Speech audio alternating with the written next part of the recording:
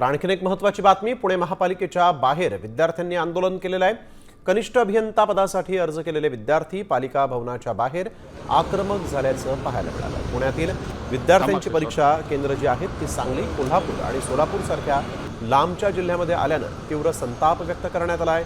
खासगी केंद्रांच्या ऐवजी अधिकृत शासकीय केंद्रांवरच परीक्षा घेण्यात यावी अशी मागणी करत विद्यार्थ्यांनी महापालिका प्रशासनाकडे दाद मागितली। एकच अधिकृत मागणी आहे की जे काही प्रायव्हेट सेंटर दिलेत, बोगस सेंटर ऑलरेडी WCDचे केसेस त्या ठिकाणी झालेले आहेत। तर आमची एकच मागणी आहे की TCS आयॉन सेंटरवरती आमचा सर्वांचा विश्वास आहे। तर एकच मागणी आहे ओव्हरऑल की आमचे जे काही एक्झाम आहे ते अधिकृत TCS आयॉन डिजिटल सेंटरवरतीच व्हायला पाहिजे। सर, जे TCS आयॉन डिजिटल आहे तिथं कॅमेरे वगैरे सगळं सिस्टमॅटिक पेपर होता आणि जे प्रायव्हेट सेंटर जे आम्हाला लोकल सेंटर दिलेले आहे त्यामध्ये ऑलरेडी फ्रॉड सेंटर आहेत। आम्ही ते सांगितलं आयुक्तांना, तरीही सुद्धा ते आमच्या मागण्या काही